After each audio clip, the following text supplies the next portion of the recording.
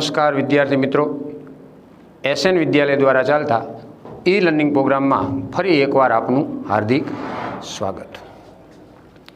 તો મિત્રો, લેક્ચરની શરૂઆત કરતાં પહેલાં આજે એક છંદથી લેક્ચરની શરૂઆત કરશું। હે વિવાદે વિષાદે પ્રમાદે પ્રવાસે ઝલે ચાનલે પર્વતે શત્રુ મધ્યે અરણ્યે શરણ્યે સદા મામ પ્રપાહી ગતિસ્ત્વમ તમેકા ભવાની ગતિસ્ત્વમ તમેકા ભવાની। હે મા ભવાની, હે મા સરસ્વતી, દરેક જગ્યાએ અમારા કાર્યની અંદર તમે અમને સહાય કરો, મદદ કરો। તો હવે આપણે ગયા લેક્ચરની અંદર ન્યાય પરિચયમાં 1 થી 3 ન્યાય સુધી ચર્ચા કરી ગયા। આજે ચોથો ન્યાય ઉપસર્ગ ન્યાય, પાંચમો ઉસરવૃષ્ટિ ન્યાય અને છઠ્ઠો કંટકવિદ ન્યાય, એના વિશે આપણે ભણીશું। તો ઉપસર્ગ ન્યાય, ઉપસર્ગ એટલે શું મિત્રો? ઉપસર્ગ એ સંસ્કૃત વ્યાકરણ શાસ્ત્રની અંદર વપરાતી એક સંજ્ઞા છે, લગભગ 26 જેવી। પ્ર છે, ભૂ, આવી બધી। તો કહેવાનો અર્થ એ છે કે ઉપસર્ગ જ્યારે ધાતુની સાથે જોડાય તો એ ધાતુનો આખો અર્થ પરિવર્તન થઈ જાય છે, અર્થ બદલાઈ જાય છે। પછી આપણે એવી રીતે માણસનું ઉદાહરણ લઈએ, પરંતુ પહેલાં ઉપસર્ગ વત્તા ધાતુ, તો શિક્ષક રૂપી ઉપસર્ગ અને વિદ્યાર્થી રૂપી ધાતુ એ બંને જ્યારે ભેગા થાય ત્યારે વિદ્યાર્થીનો આખો અર્થ, એનો પ્રયોજન, એનો ઉપયોગ એ બદલાઈ જશે। દાખલા તરીકે ગચ્છ ધાતુ છે,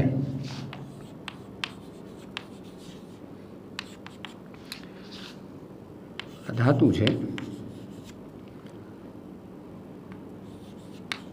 એને આ ઉપસર્ગ જ્યારે જોડાય તો જોજો તમે, એનો અર્થ બદલી જશે। ગચ્છ તો જા, પરંતુ આગચ્છ તો આવ। ગચ્છ ધાતુ છે, એનો અર્થ છે જા, પરંતુ ગચ્છ ધાતુને આ ઉપસર્ગ જ્યારે લાગે છે, એમાં આ ઉપસર્ગ ભળે છે, તો એનો અર્થ થઈ જાય છે આવ। તો એવી રીતે મિત્રો, વિદ્યાર્થી સાથે શિક્ષકનો જ્યારે પરિચય થાય, એના સંપર્કમાં આવે, જ્યારે શાળાએ આવે, ત્યારે શિક્ષક રૂપી ઉપસર્ગ સાથે વિદ્યાર્થી રૂપી ધાતુ જ્યારે જોડાઈ જાય છે, ત્યારે એનો આખો અર્થ પરિવર્તિત થઈ જાય છે મિત્રો। જ્યારે વિદ્યાર્થી શાળાએ જતો ન હોય ત્યારે એ એક વિદ્યાર્થી બાળકના રૂપમાં હોય છે, પરંતુ જ્યારે એ શાળાએ જવા માંડે, પહેલાં ધોરણમાં, બીજા ધોરણમાં, ત્રીજા ધોરણમાં, એમ આગળ જ્યારે ભણતો જાય છે, પછી એનો આખો અર્થ છે, એનું પ્રયોજન છે, એ પરિવર્તિત પામે છે। એવી જ રીતે મિત્રો, જ્યારે ઉપસર્ગ રૂપી કોઈ વિદ્વાન માણસ સાથે કોઈ રખડતો માણસ જ્યારે એના પરિચયમાં આવે, ત્યારે એ રખડતો માણસ હોય, એ પોતાનું જે કાર્ય છે એને પહેલાં કાંઈ ખ્યાલ નહોતો કે મારી અંદર આવી શક્તિ પડી છે, હું આમ કરું છું તો મારે આમ ન કરવું જોઈએ, એને કોઈ એવો ખ્યાલ નહોતો મિત્રો। પરંતુ કોઈ વિદ્વાન માણસના પરિચયમાં, એના સંપર્કમાં આવે છે, ત્યારે એ આખે આખું એનું અર્થ, પ્રયોજન, એનો ઉપયોગ એ બદલાઈ જાય છે। તો ઉપસર્ગ ન્યાય ઉપરથી આપણને એવો ખ્યાલ આવે કે જ્યારે ધાતુ સાથે ઉપસર્ગ જોડાય તો એનો અર્થ બદલાઈ જાય છે। એવી જ રીતે શિક્ષકની સાથે કોઈ વિદ્યાર્થી જોડાય તો આખો એનો ઉપયોગ, એનું પ્રયોજન, એનો અર્થ બદલાઈ જાય છે। કોઈ રખડતો માણસ હોય તો કોઈ એ હોશિયાર વિદ્વાન માણસના પરિચયમાં આવે તો એનો અર્થ છે, એનું પ્રયોજન છે, એનો ઉપયોગ છે, એ બદલાય છે। આવો સામાન્ય અર્થ। ત્યારબાદ મિત્રો, ઉસરવૃષ્ટિ ન્યાય, આ ન્યાય પણ વધારે પૂછવામાં આવતો હોય છે મિત્રો। ઉસર એટલે કે જ્યાં કંઈ ઉત્પન્ન ન થતું હોય એવી જમીન, અને વૃષ્ટિ એટલે વરસાદ. તો ઉસર વૃષ્ટિ ન્યાય એ અહીંયા આવી પરિકલ્પના કરવામાં આવી છે કે ભાઈ ઉસર જે જમીન ખારોપાટ હોય. ખારોપાટ શબ્દ ક્યાંથી આવ્યો? તો ગામડાની અંદર પહેલાંના સમયમાં એવી જે જમીન હોય ને ત્યાં ખરા લેવામાં આવતા. હવે તો અત્યારે બધા ટેકનોલોજી વિજ્ઞાન એટલું આગળ છે કે ખરા લીધા વગર જ આ બધી વસ્તુઓ ખેતરમાં બધી સાફ થઈ અને આપણા ઘરે પહોંચી જતી હોય છે. પરંતુ ખારોપાટ હોય, ખારી જમીન, ખારોપાટ, એવી જમીનમાં પડેલો વરસાદ છે એ નકામો નીવડે છે, કંઈ કામનો થતો હોતો નથી. પરંતુ ફળદ્રુપ જમીન, ઉર્વરા, તો સારી જમીન, ફળદ્રુપ જમીન હોય ત્યાં વરસાદ પડે તો એ ઉપયોગી નીવડે છે. મિત્રો, તો ભૂમિ બે પ્રકારની છે. એક કે જે ભૂમિમાં કંઈક ઉગી શકે, અને બીજી કે જે જમીનમાં કંઈ ન ઉગી શકે. તો તમે અહીંયા જોઈ શકો છો કે ઉસર પ્રકારની ભૂમિ હોય તો એ ખારી જમીન છે, ખારોપાટ છે, તો ત્યાં વરસાદ પડે તો એ કંઈ ઉપયોગી બનતો નથી. પરંતુ ઉર્વરા, સારી ફળદ્રુપ જમીન હોય તો ત્યાં પડેલો વરસાદ એ ઉપયોગી નીવડે છે. એવી જ રીતે માણસની વાત આપણે કરીએ તો કોઈ માણસને આપણે દાન કરવું હોય તો જ્યાં જે પાત્રતા હોય ત્યાં દાન કરવું. મિત્રો, પાત્રતા જોઈને દાન કરવું. પહેલાંના સમયની અંદર દાનનો બહુ મહિમા હતો. મિત્રો, કે ભાઈ જનની જણ તો ભક્ત જણજે, કાં દાતાર દાનવીર કાં ભક્ત, નહીતર રેજે વાંઝણી મત ગુમાવીશ નૂર. તો દાન આપવું હોય તો પાત્રતા જોઈને દાન કરવું જોઈએ. મિત્રો, એટલે ઉસર વૃષ્ટિ ન્યાયની અંદરથી આપણને એવો બોધ મળે છે કે યોગ્ય પાત્રતા હોય એને દાન આપવું. પાત્રતા ન હોય તો એ દાન તમે આપશો તો ઉપયોગી નહીં નીવડે. આપણે જોયું કે ઉસર પ્રકારની ભૂમિ હોય, જમીન હોય, ત્યાં વરસાદ પડે તો ત્યાં કંઈ વાવવામાં આવે તો પણ કંઈ ઉગતું નથી. પરંતુ ઉર્વરા પ્રકારની જમીન, ફળદ્રુપ જમીન હોય અને અહીંયા મજાનો વરસાદ પડ્યો હોય તો અહીંયા સારો મજાનો પાક ઉગી નીકળે છે. બીજું એક ઉદાહરણ છે એની અંદર કે ભાઈ વૃક્ષ છે, બરાબર? એ વૃક્ષને તમે દાળ, ભાત, શાક, રોટલી એવો થાળ લઈ અને તમે એને પીરશો તો એનો સ્વભાવ છે. મિત્રો, એને કામનું નથી, એને ઉપયોગી નથી. પરંતુ વૃક્ષને જો ખાતર આપવામાં આવે, દવા એને જે યોગ્ય લાયક હોય એ આપવામાં આવે, એને પાણી સિંચવામાં આવે તો એને ઉપયોગી છે. એવી જ રીતે માણસને તમે એ વસ્તુ તો એને ઉપયોગી નથી, પેલું ખાતર, દવા. એટલે યોગ્યતા જ્યાં હોય ત્યાં એનું દાન કરવું જોઈએ.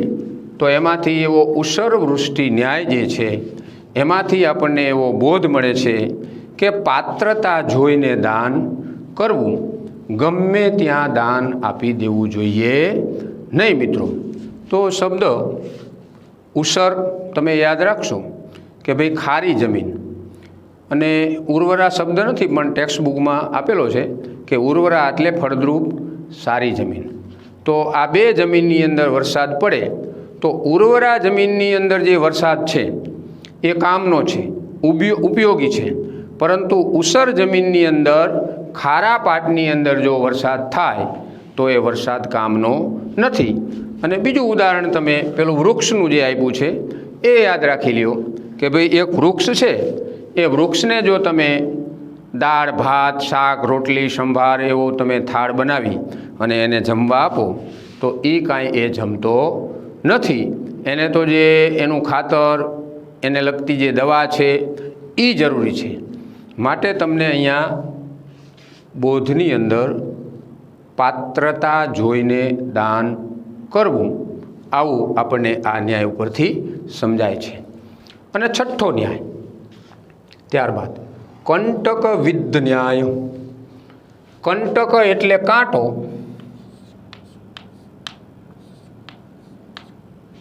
અને વિદ્ધ એટલે વિંધાયેલું. મિત્રો, કાંટાથી વિંધાયેલું. દાખલા તરીકે તમે ક્યાંય ચાલીને જતા હોય તો તમને ક્યારેક પગમાં કાંટો લાગી જાય તો એ કાંટાની તમને પીડા થશે, જોજો, દુઃખ થશે. તો અહીંયા કહેવાની વસ્તુ એ છે કે કાંટાથી કાંટો નીકળે. 2, 4, 5 ઉદાહરણ મેં તમને આપ્યા છે.